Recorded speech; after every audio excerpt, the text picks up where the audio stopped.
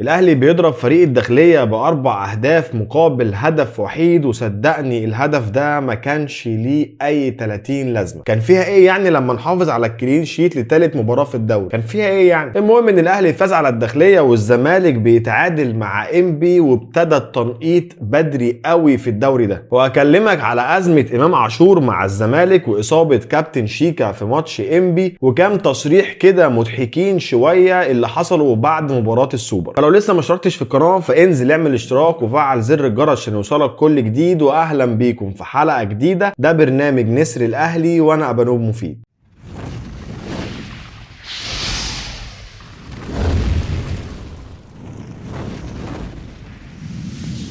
عزيزي الاهلاوي الجميل، ازيك؟ الاهلي بيفوز على فريق الداخليه باربع اهداف مقابل هدف، وزي ما قلت لك ما كانش ليه اي 30 لازمه الهدف ده. مش عارف كان فيها ايه يعني لو حافظنا على الكلين شيت لثالث مباراه في الدوري. المهم ان لحد دلوقتي النادي الاهلي متصدر جدول الدوري هو ونادي الاتحاد السكندري، لانهم قد بعض في النقط وقد بعض في عدد الماتشات اللي اتلعبت وفي الاهداف اللي علينا والاهداف اللي لينا. وعايز اقول لك كده يا صاحبي ان السويسري مارسيل كولر ابتدى شغله يبان، وابتدى اكتشافاته تظهر على النادي الاهلي وعلى لعيبه النادي الاهلي. وطبعا الكلام ده كله باين على كريم فؤاد. غيابات الاهلي قدام الداخليه كانت كتيره جدا. محمد عبد المنعم عمل عمليه، طاهر محمد طاهر، اليو ديانج الاصابه، عمرو السوليه للاجهاد، ومعلول عنده دور برد. وده كله يا صاحبي واحنا لسه في اول الموسم. يعني كل الاصابات والغيابات اللي عندك دي واحنا لسه بنقول يا هادي في الموسم. طبعا مارسيل كولر بالخطه اللي عودنا عليها 4-2-3-1. الشناوي في حراسه المرمى، 2 قلب دفاع، محمود متولي وياسر ابراهيم. ناحيه اليمين اكرم توفيق، ناحيه الشمال محمد اشرف، حمدي فتحي ومحمد فخري في نص الملعب. رباعي الهجوم، ناحيه اليمين كريم فؤاد، ناحيه الشمال برونو سافيو، في النص محمد مجدي قفشه، وراس حربه محمد شريف. الدقيقه الثانيه على طول محمد شريف بيحرز الهدف الاول للنادي الاهلي باسيست من كريم فؤاد. والدقيقه 6 حمدي فتحي بيجيب الهدف الثاني، وبعتبر الاسيست لكريم فؤاد. كريم فؤاد شاط الكوره بقوه، صدها حارس المرمى، ردت لحمدي فتحي حطها في الجول. عشان تيجي الدقيقه 13 والداخليه بيحرز الهدف الاول ليه عن طريق فانوم الفريد. تتخيل كده يا صاحبي بكلمك في 13 دقيقه والماتش فيه 3 اهداف. صراحه الماتش كان حلو وقلنا هيبقى فيه اهداف اكتر من كده. الدقيقه 29 كريم فؤاد بيودي كوره قويه جدا لكن بتيجي في العرض. الدقيقه 47 هدف لكريم فؤاد باسيست من محمد مجدي قفشه. برضه في الدقيقه 53 كريم فؤاد بيحرز هدف باسيست من محمد مجدي قفشه. كده الماتش لحد دلوقتي 4-1. وده يا صاحبي اللي كلمتك عليه في اول حلقه. مارسيل كولر اعاد اكتشاف لعيبه في النادي الاهلي عملوا فرق كبير جدا، ومن ضمنهم واهمهم كريم فؤاد. كريم فؤاد اللي اول هدف يسجله في حياته، يعني اول هدف يسجله في تاريخ حياته اللي لعبها مع كل الانديه، كان في الزمالك بتشيرت النادي الاهلي في مباراه السوبر. يعني كريم فؤاد بيفتتح تاريخه التهديفي، او بيفتتح اول هدف في تاريخ حياته في شباك نادي الزمالك في ماتش السوبر بتشيرت النادي الاهلي. المهم لحد كده صديقي في الماتش 4-1 والدنيا ماشيه حلوه، عشان مارسيل كولر بيعمل شويه تغييرات غريبه معرفش الغرض منها ايه، او انا لحد دلوقتي مش قادر افهمها. يعني مثلا في الدقيقه 60 بيطلع برونو سافيو وبينزل حسام حسن، وبيطلع محمود متولي وبينزل محمد هاني. اما بقى في الدقيقه 71 فهو بيطلع محمد شريف وبينزل بيرسي تاو. انا حسيت ان الملعب عك منه، بيلعب ناس كتيره قوي مش في مراكزها، وناس كتيره قوي بتلعب في اماكن هي اول مره تلعب فيها. وفي الدقيقه 74 يا صديقي كريم فؤاد بيسجل هدف، لكن بيتلغي بداعي التسلل وبيتحرم من تسجيل هاتريك في الماتش ده. وخلي بالك الكرة فيها شك كبير، وشفتها اكتر من مره واعتقد ان هي مش تسلل. المهم في الدقيقه 80 بيخرج كريم فؤاد وبينزل احمد نبيل كوكا، وخروج محمد فخري ونزول شادي حسين. القصه اللي انا بكلمك فيها يا صديقي شويه تغييرات انا مش فاهم هو بيعمل ايه، ومش فاهم هو بيلاعب مين فين. وفعلا بعد التغييرات دي كنت حاسس ان اللعيبه شويه تايهه في الملعب. المهم ان الماتش بينتهي بفوز النادي الاهلي على نادي الداخليه 4 أهداف مقابل هدف، وبيوصل النادي الاهلي للنقطه ال9 في مشوار الدوري الممتاز بالعلامه الكامله. لعب 3 ماتشات وفاز في ال3 ماتشات. اما بقى عن ماتش انبي والزمالك، فانبي قدر يتعادل مع نادي الزمالك بهدف مقابل هدف، ويخطف منه نقطه غاليه جدا لانبي. زي ما بقول لك كده ده تعادل لانبي بطعم الفوز. وبرده على الناحيه الثانيه للزمالك الزمالك هو تعادل بمعنى الخساره. خسروا نقطتين مهمين جدا في بدايه الموسم، وانبي كسب نقطه مهمه جدا في مشواره. طب ما تيجي نشوف هو ليه الزمالك اتعادل او ايه اللي حصل في الماتش. هقول لك الزمالك اتعادل ليه. اولا غيابات الزمالك كتيره قوي في الماتش ده. غياب نضاي وسامسون للاصابه، غياب الونش اللي بنتمنى له الشفاء والف سلامه عليه مؤثر جدا في دفاع الزمالك وده واضح جدا، وغياب فتوح ليه دور كبير في تعادل انبي مع الزمالك وايقاف امام عاشور بسبب شعره، وجاي لك في الموضوع ده وهكلمك عن التفاصيل بتاعته. وفي سبب تاني ليه دور ان انبي يتعادل مع الزمالك، هو غياب مستوى زيزو او عدم توفيق زيزو الفتره دي. في سبب اخير مهم جدا وليه دور كبير ان انبي يتعادل مع الزمالك، انا نفسي مستغرب له والزملكاويه كلهم مستغربينه، هي التغييرات اللي عملها جيزفالدو فيريرا. بصراحه تغييرات غريبه الناس كلها مستغرباها، وبدايه الماتش بتشكيله اغرب وانت عندك ناس على الدكه تقيله كان ممكن تبدا بيها هيامنوا لك الماتش ويحرزوا اكتر من هدف. دي كلها اسباب ادت ان نادي انبي يتعادل مع نادي الزمالك، وادت ان الزمالك يخسر نقطتين مهمين في بدايه مشوار الدوري. بس طبعا ده ما ياثرش في حاجه لان مشوار الدوري لسه طويل جدا، احنا لسه بنقول يا هادي في البدايات. تعال بقى نسيب الدوري المصري شويه واخدك للحاجات كده حصلت في ماتش السوبر المصري اللي فاز بيه النادي الاهلي. مشكله شيكابالا وعلي معلول وحسين الشحات، الحوار كله ان بعد ما الاهلي احرز الهدف الثاني ويعتبر ان هو انهى المباراه وانهى البطوله، علي معلول راح عشان يحتفل مع جمهور النادي الاهلي زي ما اي لعيب بيروح يحتفل مع اللعيبه بتاعته بعد ما بيجيب جون او بعد ما الفريق بيسجل هدف. وعلي معلول بيشاور للجمهور على شعار النادي الاهلي وبيقول لهم ان احنا رقم واحد، وانا مش شايف اي مشكله في القصه دي. هقول لك ان هي فيها مشكله وفيها تطاول من علي معلول لو راح عند جماهير نادي الزمالك وشاور لهم على شعار الاهلي وقال لهم ان احنا رقم واحد، مع انه هو ما بيكدبش في حاجه، الراجل بيتكلم على حقيقه والناس كلها حساها وشايفاها. المهم ان علي معلول عمل كده قدام جماهير النادي الاهلي، فانا مش شايف اي عيب ولا اي مشكله في الموضوع ده كله. فيطلع من وراه كابتن شيكابالا وبيقول له انتوا الثالث في الدوري. صراحه مش فاهم ايه شغل علي الصغيره ده، يعني كابتن علي معلول بيحتفل مع جماهير الاهلي بيقول لهم ان احنا رقم واحد، انت ايه مشكلتك؟ ايه مشكلتك يعني ايه انتوا الثالث في الدوري ومش عارف ايه؟ ما انت بقالك كام سنه اصلا ما بتاخدش الدوري، انت خدته اخر سنتين بس، بقالك كام سنه ما بتاخدش دوري ابطال افريقيا 20 سنه. نفسي افهم انتوا الاول في ايه؟ يعني انتوا عشان خدتوا اخر الموسمين دوري وكاس مصر خلاص بقيتوا الاول؟ مع احترامي الكامل طبعا لشيكابالا، بس انت بتكلم علي معلول يعني في فرق كبير قوي بين بطولاتك وبطولاته وارقامك وارقامه، الراجل معديك بمراحل يا جدع. فحركه ما كانش ليها لازمه خالص من كابتن شيكابالا ان انت تقول له انتوا الثالث ومش الثالث. يا عم انت مالكش دعوه بالقصه دي كلها، الراجل بيحتفل مع الجمهور بتاعه بيقول له احنا الاول، ايه المشكله في كده يعني؟ على الاقل ما عملش زيك لما كسبت الاهلي قبل كده في السوبر المصري ورحت عند جماهير النادي الاهلي وعمال تغيظ فيهم، راجل بيحتفل مع جماهيره بيقول لهم احنا رقم واحد. ما اعتقدش ان دي فيها اي مشكله ولا تضايقك في حاجه ولا تضايق اي حد في حاجه. المهم ان المشكله اللي بعد كده كانت مع كابتن حسين الشحات. زي ما انتم عارفين ان حسين الشحات تم استبعاده من قائمه المباراه وكان قاعد في المدرجات مع الجمهور ورا دكه النادي الاهلي. فالكلام اللي اتقال ان كابتن شيكابالا شتم حسين الشحات، فحسين الشحات بيقول له انا، فشيكا قال له اه، قام عادي السؤال تاني قال له انا، قام قال له ايوه بشتمك انت. فقام كابتن حسين الشحات طبعا بيتشتم فمش هيسكت، قام رد الشتيمه لشيكابالا وبعدها الجمهور كله قعد يشتم في شيكابالا. المهم ان اتحاد الرابطه هيغرم كابتن شيكابالا وهيغرم حسين الشحات. فبصراحه اللي انا شايفه من كابتن شيكابالا دي مش افعال كبار، مش افعال كابتن نادي الزمالك، دي افعال عيال صغيره ومخها صغير قوي. فده كان بالنسبه لمشكله شيكابالا وعلي معلول وحسين الشحات. تعال بقى نشوف مشكله امام عاشور وليه تم استبعاده من ماتش انبي. القصه كلها ان كابتن امام عاشور عمل لوك جديد وصبغ شعره لون ابيض، فطلع المستشار مرتضى منصور قال لك ما ينفعش لاعب عندي يصبغ شعره ابيض واللعيبه بتاعتنا كلها بتصلي، وما ينفعش في نفس الوقت لاعب عندي يعمل نيو لوك جديد وهو لسه خسران بطوله وكان نايم على بطنه وتسبب في الهدف الثاني. طبعا ده الكلام اللي كلنا سمعناه وكلنا شفناه، وفي كلام تاني سمعناه بس مش متاكد ان كان صح ولا غلط، ان كابتن امير مرتضى كان واقف بيعاتب امام عاشور على اللي هو عمله وان ده ما ينفعش وانت لسه خسران بطوله، انت كده بتستفز الجمهور. فكابتن شيكابالا دخل في الحوار وبيتكلم مع امام عاشور، فامام قال له انت مالك وانت مالكش دعوه. فكابتن شيكابالا شد مع امام وامام شد مع شيكابالا وحصل مشاده كلاميه بينهم كده، وفي الاخر الموضوع اتحل وظهر امام عاشور في مدرجات نادي الزمالك في ماتش ماتش انبي والزمالك وهو شايل الصبغه البيضاء ومرجع شعره زي ما كان. نسيب بقى القصه دي كلها، وانتوا عارفين ان في كل حلقه من الحلقات بتاعتنا بنحب نضحككم في الاخر بشويه ضحك وكوميديا كده باللي قلبك يحبه. بعد ما الزمالك خسر السوبر المصري قدام النادي الاهلي، طلع كابتن احمد سيد زيزو قال لك تصريح غريب كده، قال لك ان احنا كان عندنا ضغط ماتشات وما لحقناش نريح، ولاعيبه النادي الاهلي خدوا راحه كبيره جدا وكانوا فايقين في ماتش السوبر. فوالله يا صاحبي انا بعد التصريح اللي قاله كابتن احمد سيد زيزو ده المفروض نعمل لكل لعيب في النادي الاهلي تمثال ونحطه جوه النادي الاهلي على اللي حصل فيه من الموسمين اللي فاتوا. النادي الاهلي كان بيلعب ماتش ويريح يومين، وبيلعب ماتش ويريح يومين، يعني بيلعب ماتش كل يومين والناس ما اشتكتش، ولما كانوا بيتعادلوا ماتش ما كناش بنحلهم. واخدين 2 دوري ابطال افريقيا، 2 سوبر افريقي، واخدين كاس مصر، واخدين برونزيتين كاس عالم، ومع ده كله لما كانوا بيتعادلوا ماتش وهم عندهم ضغط ماتشات واللعيبه كلها عندها اجهاد ما كناش بنسيب حد في حاله وكنا بنبهدلهم. تيجي انت عشان خدت اخر موسمين 2 دوري وكاس مصر تقول لي احنا ما ريحناش وعندنا اجهاد؟ يا عم انت بتقول ايه؟ زيزو انت لعيب كبير ولعيب عاقل، يعني انا ما توقعتش ان انت يطلع منك تصريح ده بصراحه. يعني المهم ده كان تصريح كابتن احمد سيد زيزو، وانا هعتبره زله لسان عشان ما ينفعش تصريح زي ده يطلع من لاعب بحجم زيزو. تعال نروح بقى للراجل اللي بيوزع نكت علينا ببلاش، كابتن فطوطه. كابتن خالد غندور طلع بعد ما الزمالك خسر السوبر قدام النادي الاهلي بيقول لك لعيبه الزمالك عندهم اكتفاء من البطولات.